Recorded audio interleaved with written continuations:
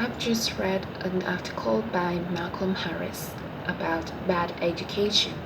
So he focused on education in the US and about the situation that there is an increase in tuition fees. And I know it is maybe not compelling enough to say that education is actually a business, but it is true because the university or schools, they also have to make money out of the tuition fees. They surely they will uh, get the tuition fees from the student, and then they put on PR or marketing activities or build new infrastructure for the university so that they can in return attract more students enrolling into their university.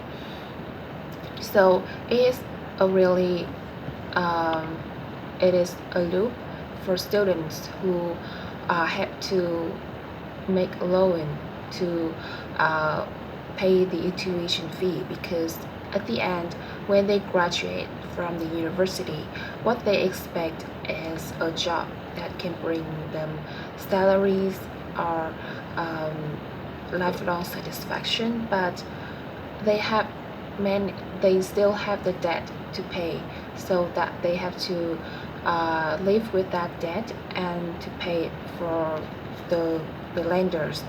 So this has casted a shadow onto the educational situation in the US, when the students they have to um, accept the fact that they have to work to pay the debt.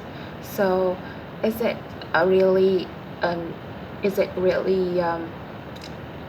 like satisfied for them to do this, or this intellectual adventure in the university is not really necessary for their life? So I think it is a really controversial issue, not only in the US but also in Vietnam, where there are many universities appeared, and they um, have the really good words about their curriculums, their programs, but then the tuition fees is too high for students to pay. So there's also a question that the priority for the skills that I think should be taught in the school. So apart from the knowledge, the theoretical knowledge, I think the mo- one of the most important factors, the most important skills that students need to acquire is the interpersonal skills, which means skills related to presentation or teamwork, as we have a lot of projects and activities um, in teams or groups, and also the problem solving skills, because when you are out in the society, there will be many problems, and it requires you to be really flexible to adapt with that situation. Um, we still have a notion that um, time management is really a thing that maybe university graduates or workers they must harn to. But I think time management skills is also very crucial when it comes to student, because they have many homeworks, many activities to um, pay attention to. So time management is important for everyone. Uh, the second thing is the financial management skills.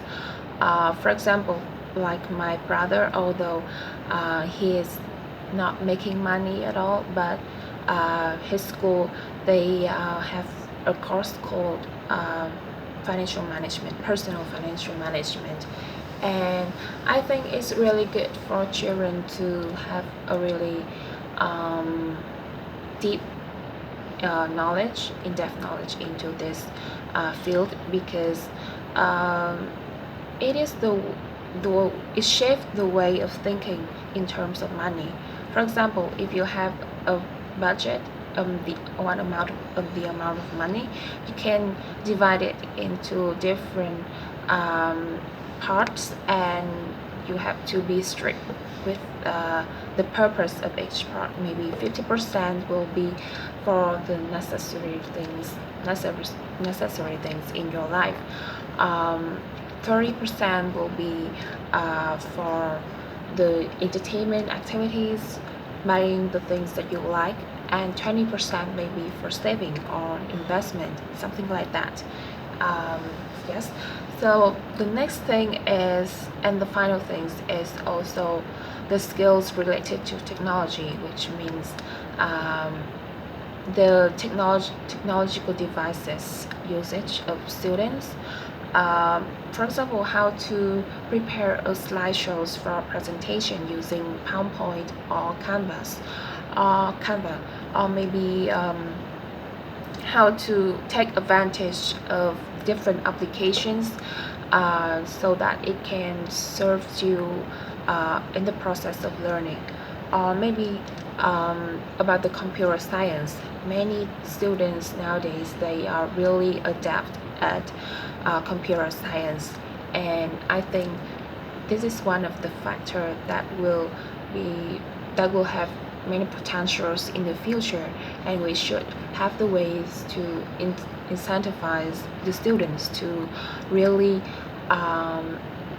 adapt at this field, because technology will be really useful and helpful in the future.